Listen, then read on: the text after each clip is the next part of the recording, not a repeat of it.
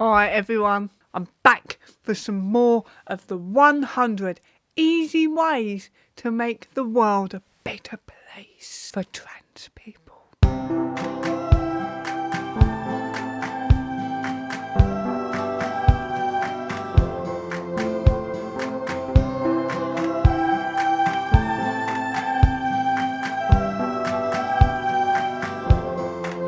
So we got up to number 30. If you would like to see the first 3 videos leading up to this, click on the link below. Number 31. Don't buy gendered things for kids around you. This just pushes the idea that boys must like blue and girls must like pink, and only one of them can play football in their spare time. I don't even particularly like other colours. What if a boy wants a football and a girl wants a Barbie? What do you do then? Typically speaking, girls will want girly toys and maybe some of the boys' toys, but a majority of the time they like the girly stuff. Typically speaking, boys want the boys' stuff and sometimes will like some of the girls' stuff. Those are typical norms. It's a bit weird to be like, don't buy the gendered things, when really most people will just get the kids what the kids like. For example, if my nephew is really into Frozen, I would buy him a Frozen toy. If he's really into, I don't know, karate,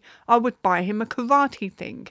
I buy what they're into. It's common sense, but I don't know why this is a requirement to make the world a better place for trans people. The only reason that toys have been separated into this pink and blue boys and girls is for money.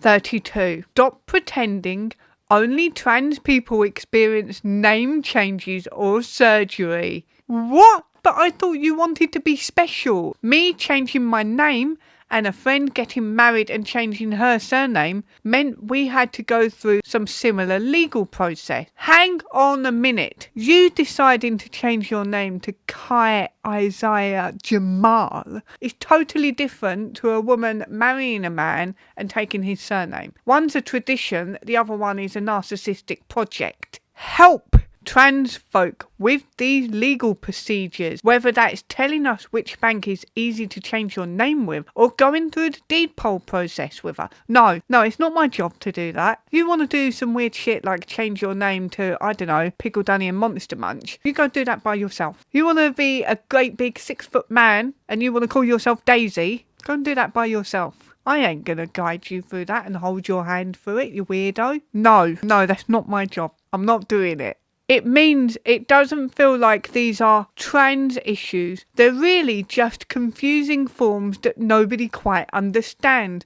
Well, what you're doing there is trying to make out like people changing their name to another name is a normal thing. Like it's normal for women to start calling themselves Dave. Actually, that's a good point. Why is it that when women decide that they're men now, they always give themselves like a cute little boy's name? That's weird, isn't it? You know, like Kai. It's not exactly masculine. You're not calling yourself Dave or Roger or Barry. Proper traditional masculine name. Where are those names going with these young women nowadays? It's never Barry, is it? Look, we don't have to play pretend with you, and if you want to go through the extraordinary length of putting your fantasy into legal fiction, stop trying to tell us it's normal when it's not. Number 33. Share your platforms. I am tired of cis people talking about trans health. Ask us to talk, educate, share our stories and pay us again with the money. It's always about the money. This way, you don't get the credit for the lives we live. Let's unpack this beautiful gift that's been given to us today. Share your platforms. What does this mean? This means that you have to go on social media and promote them. I am tired of cis people talking about trans health. Well, you know, it's not trans health, is it? We're talking about this weird shit that these lunatics keep doing and then shouting at us about it. We have every right to talk about whatever we want, and there's no such thing as cis people. Ask us to talk. No, I'm fucking sick of hearing it from ya. Educate. Share our stories. No, I'm not sharing your propaganda. You can't make me do it. You can't make me do it. Pay us. They always want paying. Get a job. Get a job like everybody else has to. McDonald's are always hiring, and you know what? It's not a bad job. You can learn a lot from working there about not being a selfish, narcissistic arsehole. This way, you don't get the credit for the lives we live. What is this? What? So you want us to pay you? No, how about you stop being mental, stop being lunatic, stop acting crazy and, doing all this weird shit that you're doing and people won't talk about it, okay? Now pay me for that because I'm not your fucking therapist. Super chats are here. 34. Support trans artists. No. Support trans artists. Rock up to our exhibitions, buy our books, listen to our podcast, use your social platform to share the incredible things we do despite the adversity we face. I know I shouldn't be blown away by the entitlement, but I am, and I'm not just blown away, I'm internally cringing. Every organ in my body creased and went like that because it is so deeply embarrassing that I feel it in every cell of myself. Support trans artists. No, I hate this narrative of support artists, and I've come from an art scene on the left that does this. Support women artists, support trans artists, support black artists, support black trans artists. No, how about you just enjoy the art that appeals to you, that is aesthetically pleasing, that is thought-provoking, that inspires you, that makes your heart flutter, that makes you feel in your soul that something has changed because you've never seen this in your eyes before and it's made your brain quiver. Why don't you enjoy art that does something to your spirit? And I don't mean that to sound wanky, but I am an artist and it comes out a bit wanky, but this is what I mean. Enjoy the art that speaks to you, not the art that you've been told to support.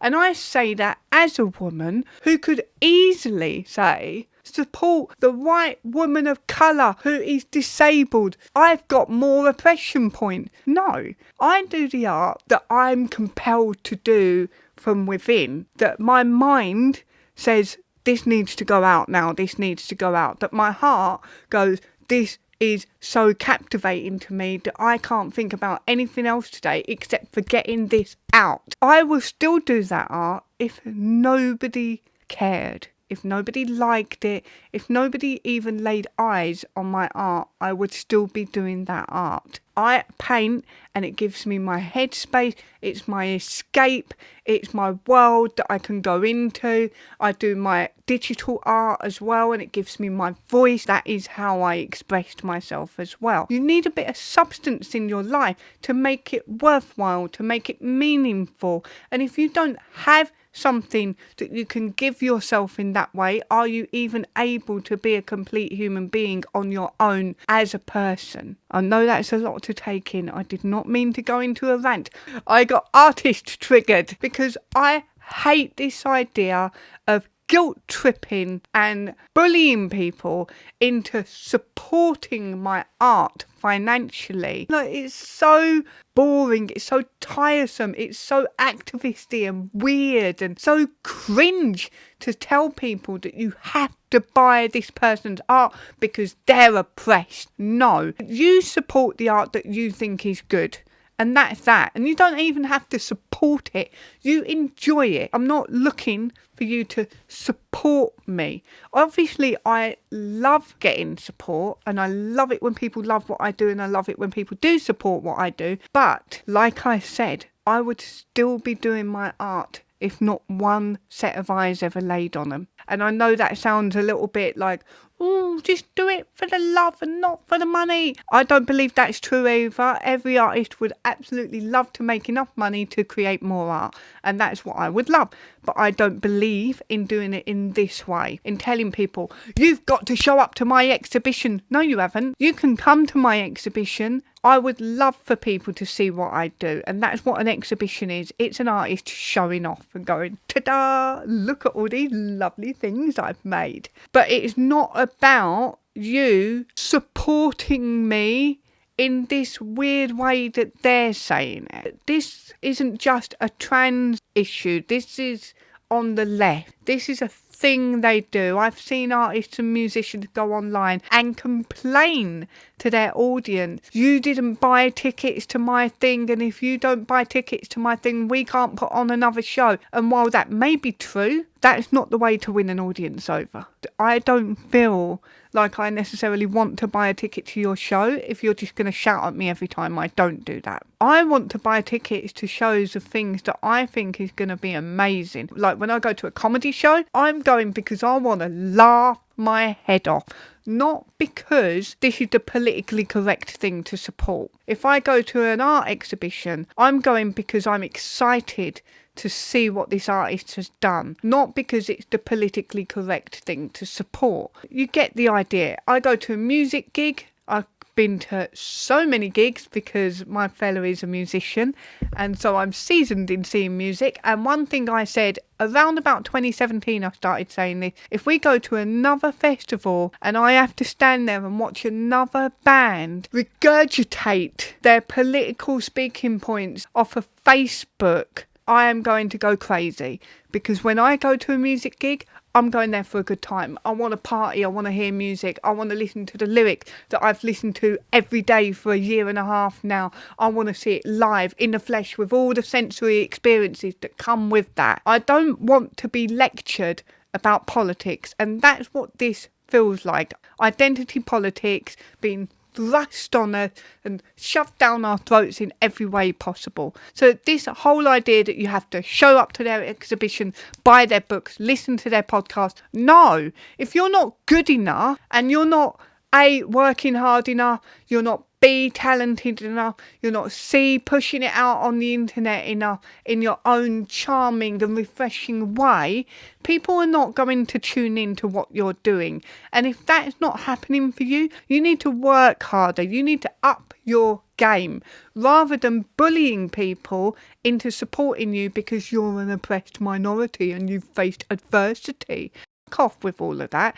These people are some of the most overprivileged, whingy people I've ever heard of in my entire life. Be good at what you love. Be good at it. That's all you have to do, and thrive to be better all the time, and be excited about it and put that excitement in and let other people feel it from you. There's nothing worse than an artist or a musician or any creative type that does put on a show or an exhibition or show their art or put their music out on the internet going, ooh, all these people need to listen to it or I can't do it anymore. No, just be excited. Give people that energy.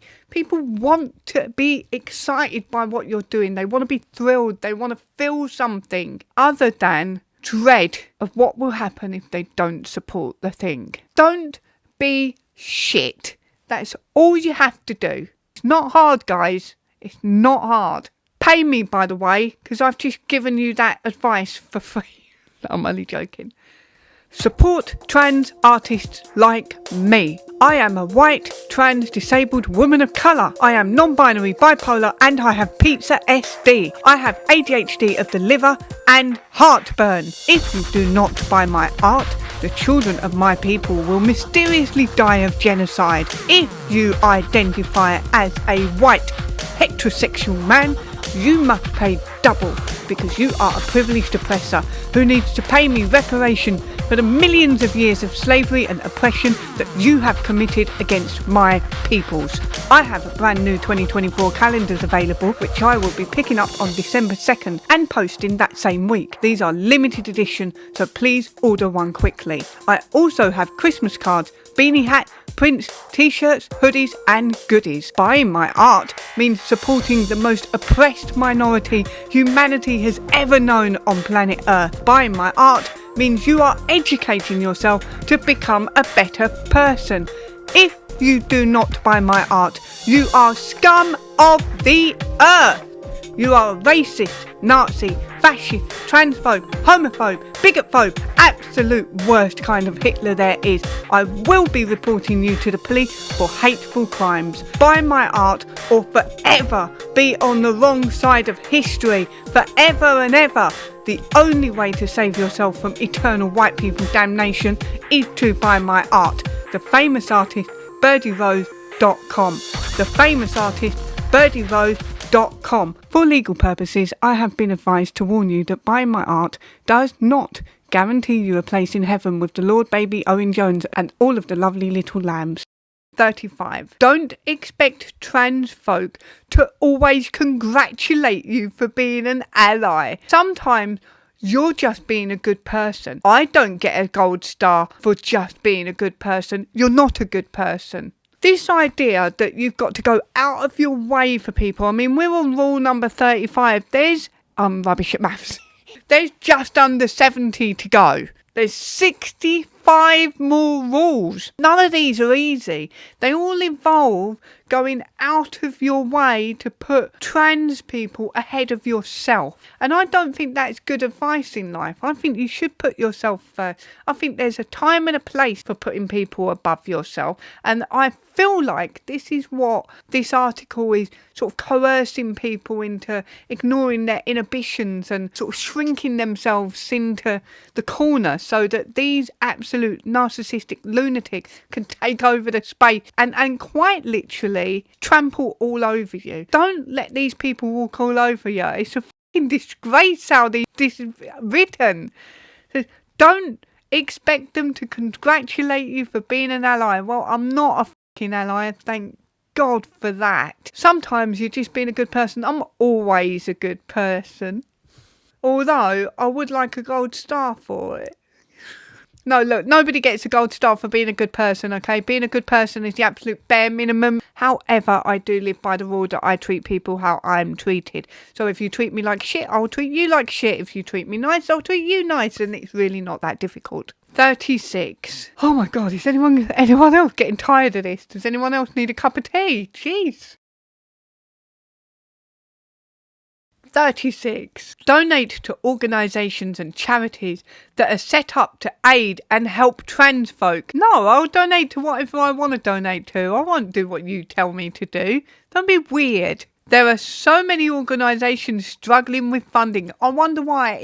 Has it got anything to do with the fact that trans isn't a real thing? Has it got anything to do with the fact that some of these charities, like Mermaids, for example, are really fucking dodgy? Has it got anything to do with the fact that, you know, organisations like Stonewall are extremely homophobic, even to the extent of Nancy Kelly from Stonewall saying that lesbians are sexual racists? Any of that turning people off of these trans charities? Or it might just be the simple fact that we're kind of under a lot of economical pressure at the moment. Is economical a word? Economic pressure?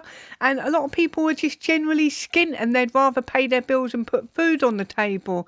Without lots of these resources, we can't access things like mental health services and free meetups. If I want to meet up with people, I've got to do that out of my own money and my own time. If I want mental health services, I've got to get that off my own back. I mean, it's good that there's charities for things like that out there, but let's be honest, you're not accessing the appropriate mental health services, because if you were, you wouldn't be claiming to be the opposite sex. 37. Do not tell us what RuPaul, Trump or the Daily Mail said about us. Chances are we already know. That is so weird. This whole thing around controlling what people can and cannot say is so bizarre. I've never read a more ridiculous list in my life, except for my shopping list, which is usually a bit ridiculous. God. 38. Post about the hashtag Black Trans Lives Matter campaign. Oh, so embarrassing. Highlight that trans people of colour are targets of violence. Well, are they? Oh, it's just such a weird import from America to do this Black Lives Matter thing. And to my American friends out there who are watching me, this is your fault. This is your fault because you're making stupid things look cool to these lunatics. So I blame you. This is ridiculous, okay? If you live in the UK, you're the safest demographic. What are you whinging for? Oh, it carries on. Sorry, I thought it was over. No, Google is your friend. I am not. Especially if you're asking me how doctors make a penis from my leg. Well, first of all, I wouldn't ask you that. And I already know, not because I wanted to know, but because it was forced upon me by you weirdos who never fucking shut up about it. And you post surgery pictures online for us all to see. Now we're all mentally scarred from what you're doing to yourselves. Don't be weird. No one is asking about your fake penis. 39. If you are dating a trans person, no, I would never. I would never date a man pretending to be a woman. It's just not what I'm attracted to. I would never date a woman pretending to be a man. That's also not what I'm attracted to. Do you know what? I'm just generally not sexually attracted to lunatics. If you are dating a trans person, try to understand their triggers. Oh, again, everything is about you, isn't it? Of course it is. For example, me and my partner call my menstrual cycle Lucifer. Grow up. So if I text her to say Lucifer is here, she knows to bring chocolate and pillows. But I thought Kai was a man. Why does a man want chocolate and pillows? Men don't have their periods. You can also try covering tampon or pad boxes and wrapping with cute cartoons or their favourite colour.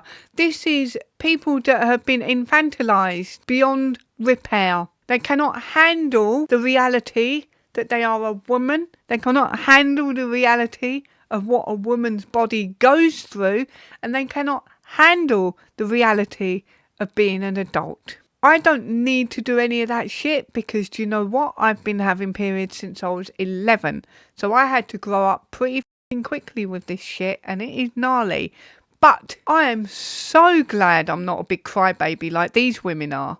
How awful is it to have to disassociate yourself from who you are so much that you have to give yourself a different name, pretend you're a bloke or a non-binary, whatever that is, pretend you're not a woman, and to the point where you have to pretend that you're not really having your period, Lucifer is here instead, and then wrap up your tampon boxes with cartoons so that you can't even acknowledge that you're on your period, because this shit ain't going away. Women have periods all the way up until the menopause, and then you're on another fucking roller coaster that you never asked for. 40. This one is my favourite one.